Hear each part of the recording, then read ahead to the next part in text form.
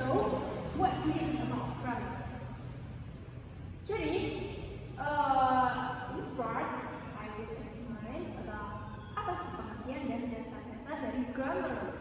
Nah, grammar itu sendiri merupakan sebuah tata bahasa atau gramatikal yang menjelaskan kaidah atau aturan dalam menggunakan bahasa Inggris. Nah, grammar ini merupakan sebuah komponen yang sangat penting untuk kita ketahui dan kita pelajari di dalam bahasa Inggris. Ya, so di dalam grammar itu juga ada yang namanya tenses. Okay, what about tenses? Ya, tenses itu merupakan sebuah kata kerja yang berkaitan dengan waktu terjadinya sebuah aktivitas. Di sini ada beberapa tenses yang bisa kita ketahui. First is simple future tense. Yang kedua adalah simple past tense. Yang ketiga simple present tense.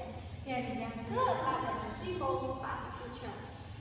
Oke, untuk penjelasan selanjutnya akan kita ketahui di next video. Oke guys, jadi untuk materi yang pertama kita akan belajar tentang simple present tense. Kalian pasti sudah familiar ya dengan hal itu. Simple present tense itu biasa digunakan atau sering digunakan oleh manusia. Kenapa demikian? Karena yang pertama, simple present tense itu menunjukkan sesuatu yang nyata, always true. For example, menunjukkan matahari terbit dari barat, kemudian sugar rasanya sweet atau manis. Itu merupakan sesuatu yang nyata atau true. Kemudian yang kedua, untuk menyatakan sebuah habits atau action yang berkelanjutan. Kemudian yang ketiga itu untuk permanent situation atau hal yang tidak bisa diganggu-gugat. For example, he is my brother. Yang selanjutnya itu short action atau action yang sedang terjadi. Dan yang kelima itu ada future timetables. For example, the train leave at a half past 10. Katanya akan berangkat pada pukul 10:30. Oke guys, setelah kita mengetahui apa saja fungsi dari simple present tense di sini, saya akan menjelaskan bagaimana sih cara menggunakannya, apa saja rumusnya kira-kira. Untuk formula dari simple present tense, yang pertama, jika predikatnya itu non-verb. Ketika non-verb, maka rumusnya adalah subject plus predicate plus object. Subject di sini ada yang namanya ada are you dari is. Pasti kalian sudah paham ya. Kemudian to-nya ada juga is, I, dan are. Kemudian kita lanjut ke formula yang kedua. Di sini jika predikatnya itu menggunakan verb. Nah, di verb ini masih ada dua lagi. Ketika predikatnya itu verb 1 dan verbnya s atau is. Jika predikatnya verb 1, maka rumusnya yaitu subject plus verb 1 plus object. Ketika formulanya itu predikat itu verbnya s or is, maka rumusnya adalah subject plus verb s or is plus to. Nah, seperti itu ya teman-teman. Apakah dapat dipahami? Hanya itu yang dapat saya sampaikan mengenai simple present tense. So, see you. Oke, sekarang saya akan menjelaskan tentang materi simple future tense. Simple future tense adalah kalimat tense yang digunakan untuk menggambarkan kejadian yang belum terjadi atau yang akan terjadi dan akan berakhir di masa depan. Seperti penggunaannya itu ada will dan juga going to. Itu adalah dua inti pada penggunaan simple future tense. Nah, untuk simple future tense sendiri itu terbagi menjadi tiga bentuk, yaitu affirmative, interrogative, dan juga negative. Untuk affirmative itu rumusnya seperti yang pertama, yaitu subject will plus verb 1 plus object. Itu untuk menggunakan kata will dalam affirmative. Untuk yang kedua itu subject plus to be seperti is, am, atau are, ditambah dengan going to atau pergantian kata will sendiri, dan juga verb pertama plus object. Perbedaannya atau penggunaan will dan going to, will itu menunjukkan situasi yang akan terjadi secara konstan atau tiba-tiba. Untuk going to itu adalah suatu situasi yang telah dirancang pada masa yang akan datang. Contohnya, I will go to my home. I will go home today. I will go home. Seperti itu. untuk yang penggunaan kata going itu sendiri itu lebih ke arah yang telah direncanakan, seperti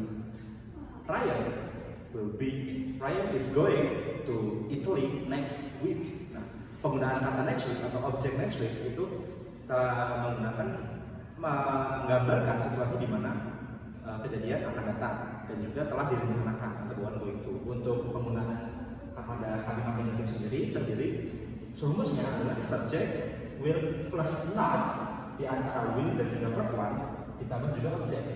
Nah, untuk going to-nya adalah subject, to be is MR plus not plus going to plus verb one plus object. Jadi contohnya adalah Ryan will not be going to Italy. Untuk going to-nya misalnya she is not going to Italy. Nah, itu untuk penggunaan kalimat yang negatif. Nah, untuk yang interrogatif sendiri itu posisi dari will daripada subjek juga itu tertukar. Jika di affirmative itu subjek terlebih dahulu baru will, kalau di interrogatif itu will dulu baru subjek. Jadi will plus subject plus verb one plus object.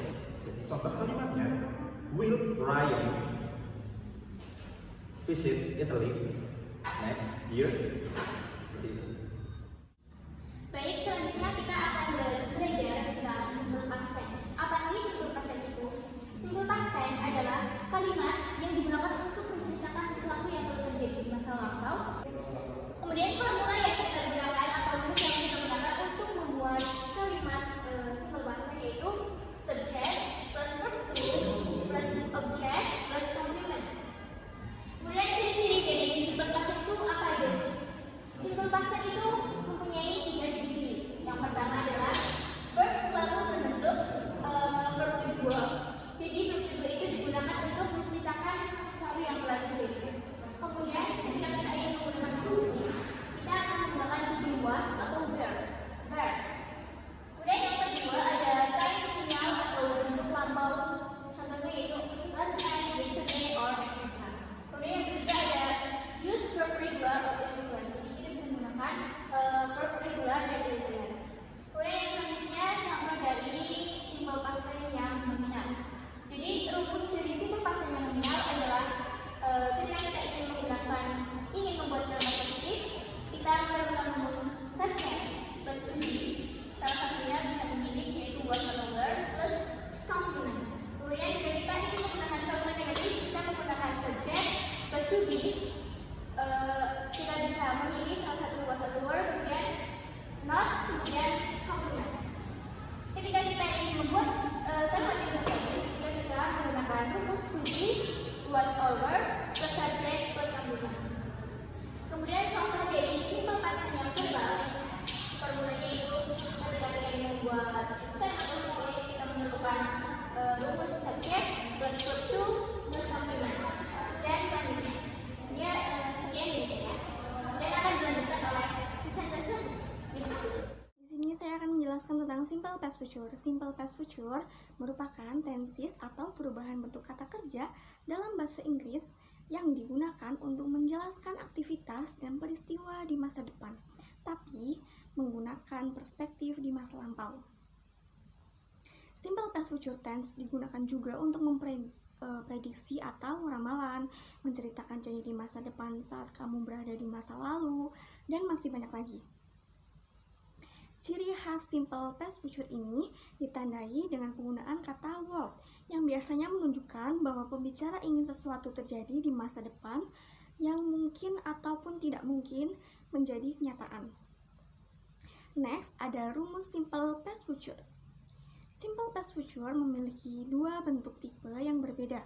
Yang pertama, ada tipe lampau yang dibentuk dari modal auxiliary shall or will, yaitu menjadi should or would, lalu diikuti oleh bar infinitif.